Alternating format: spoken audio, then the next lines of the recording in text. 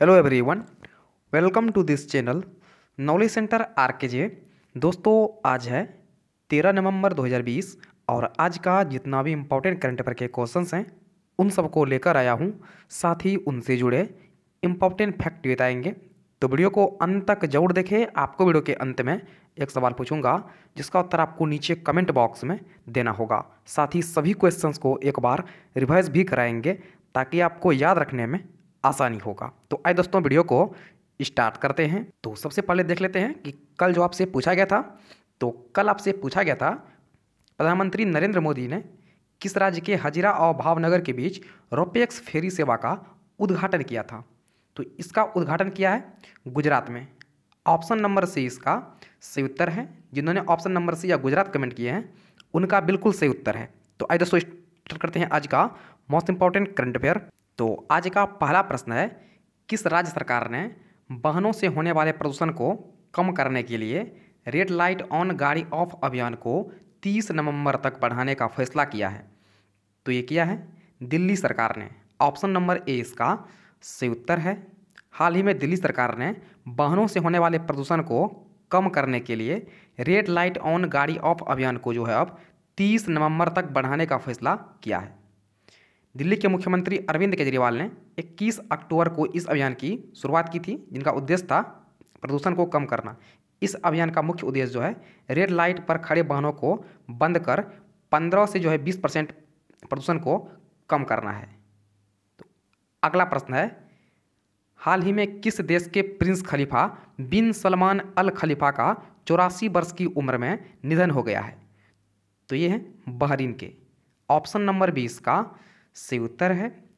हाल ही में बहरीन के प्रिंस खलीफा बिन सलमान अल खलीफा का 84 वर्ष की उम्र में निधन हो गया है। उन्होंने साल 1970 के बाद से जो है बहरीन के पीएम के तौर पर देश को संभाला और सबसे लंबे समय तक जो है प्रधानमंत्री रहने का खिताब हासिल किया है।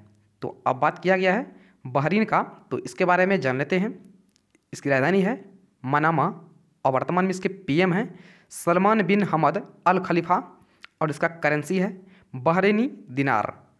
तो अगला प्रश्न है, भारतीय मूल के किस व्यक्ति को अमेरिका के नए चीफ ऑफ स्टाफ नामित किया गया है। तो नामित किया गया है काश पटेल को। ऑप्शन नंबर सी इसका सही उत्तर है। भारतीय मूल के निवासी काश पटेल को अमेरिका के नए चीफ ऑफ स्टाफ नामित किया गया है। काश पटेल जीन स्टीवर्स की जगह लेंगे। काश पटेल जो है वर्तमान में राष्ट्रीय सुरक्षा परिषद के सदस्य हैं अमेरिका में। उन्होंने आतंकरोधी और राष्ट्रीय सुरक्षा के जुड़े कई संवेदनशील पदों पर काम किया है। तो अगला प्रश्न है, विश्व निमोनिया दिवस यानी वर्ल्ड निमोनिया डे इनमें से किस दिन मनाया जाता है।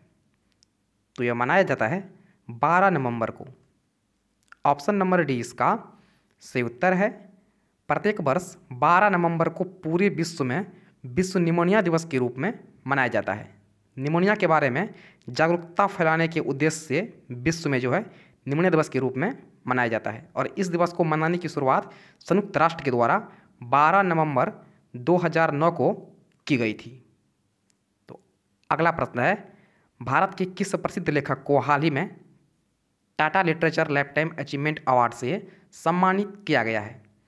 तो सम्मानित किया गया है रस्किन बॉन्ड को। ऑप्शन नंबर ए इसका सही उत्तर है। भारत के प्रसिद्ध लेखक रस्किन बॉन्ड को Tata literature life time achievement award 2020 से सम्मानित किया गया है। भारत में बच्चों के साहित्य के विकास में उनके योगदान के लिए उन्हें भारतीय बाल शिक्षा परिषद द्वारा सम्मानित किया गया है। इसके अलावा उन्हें पद्मश्री और पद्म भूषण से सम्मानित किया गया था। तो अगला प्रश्न है, हाल ही में किस देश ने दुनिया के पहले 6G एक्सपेरिमेंटल उपग्रह को अंतरिक्ष में भेजा है। तो ये भेजा है चीन ने। ऑप्शन नंबर बी इसका सही उत्तर है। चीन ने दुनिया के पहले 6G उपग्रह को लॉन्च किया है। चीन के सॉक्सी प्रांत ताइवान सैटेलाइट लॉन्च सेंटर से 12 अन्य उपग्रहों के साथ जो है कक्षा में प्रवेश किया है। इस उपग्रह को सफलतापूर्वक लॉन्च होने के बाद जो है इंटरनेट की स्पीड जो है 5G की तुलना में कई गुना अधिक जो है फास्ट काम करेगा। और साथ ही इस उपग्रह में जो है टेक्निकल को भी जोड़ा गया है जो आपदा निगरानी और जंगल की आग की रोकथाम के लिए खास उपयोगी साबित होगा। तो अब बात किया गया है चीन का, तो इसके बारे में जान लेते हैं। इसकी राजधानी है बीजिंग और वर्तमान में इसके राष्ट्रपति हैं शी जिनपिंग और इसका करेंसी है रेनमिनबी। तो अगला प्रश्न है, केंद्र सरकार ने नए निर्णय के अंतर्गत ऑनलाइन न्यूज पोर्टल अब किस मंत्रालय के अधीन होगा? तो यह होगा सूचना मंत्रालय के अधीन।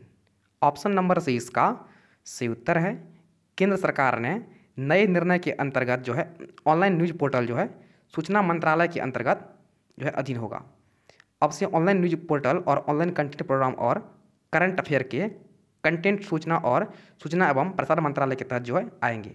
सरकार का यह फैसला तत्काल प्रभाव से लागू हो गया है। तो अगला प्रश्न है, निम्न में से किस देश के खोजकर्ताओं ने हाल ही में ग्रेट बैरियर रीफ में 500 मीटर लंबी प्रभाव भित्ति की खोज की है? तो इसकी खोज की है ऑस्ट्रेलिया के खोजकर्ताओं ने। ऑप्शन नंबर से इसका सही उत्तर है, हाल ही में ऑस्ट्रेलिया के खोजकर्ताओं ने ग्रेट बैरियर रीफ में 500 मीटर लंबी प्रवाल भित्ति की खोज की है। यह प्रवाल भित्ति की संरचना जो है एक ब्लेड जैसी है, जिसका निचला हिस्सा जो है तकरीबन 1.5 किलोमीटर चौड़ा है। तो अब बात किया गया है ऑस्ट्रेलिया का, तो इसके बारे में जान लेते हैं। इसकी राजधानी है कैनबरा और वर्तमान में इसका सम्राट हैं एलिजाबेथ द्वितीय और इसके पीएम हैं स्कॉट मॉरिसन और इसका करेंसी है ऑस्ट्रेलियन डॉलर। दोस्तों यह आज यानी 13 नवंबर का मोस्ट इंपॉर्टेंट करंट अफेयर, और आज जो आपके लिए प्रश्न है वे इस प्रकार से है।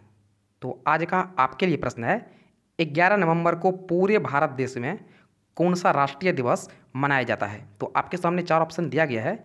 आपसे पूछा गया है 11 नवंबर को पूरे भारत देश में कौन सा राष्ट्रीय दिवस मनाया जाता है? तो पहला ऑप्शन है राष्ट्रीय विज्ञान दिवस, दूसरा है राष्ट्रीय किताब दिवस, तीसरा है राष्ट्रीय शिक्षा दिवस और चौथा है राष्ट्रीय महिला सुरक्षा दिवस। तो इसका उत्तर आपको नीचे कमेंट बॉक्स में देना है।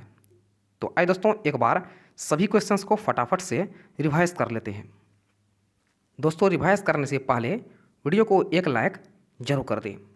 तो पहला प्रश्न है, किस राज्य सरकार ने वाहनों से होने वाले प्रदूषण को कम करने के लिए रेड लाइट ऑन गाड़ी ऑफ अभियान को 30 नवंबर तक बढ़ाने का फैसला किया है? आपको प्रत्येक क्वेश्चन सुनने के बाद जो है 3 से लेकर 5 सेकंड का समय मिल जाएगा, जिसमें आपको इसका सही उत्तर चूज़ करना है। और आपको वीडियो के अंत में कमेंट भी करना है कि आपको इन 8 प्रश्न में से कितना का आंसर आपको याद हो गया है।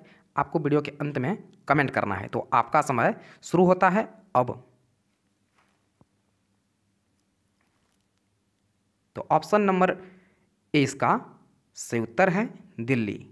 तो अगला प्रश्न है, हाल ही में किस देश के प्रिंस खलीफा बिन सलमान अल खलीफा का 84 वर्ष की उम्र में निधन हो गया है? तो ये है बहरीन से।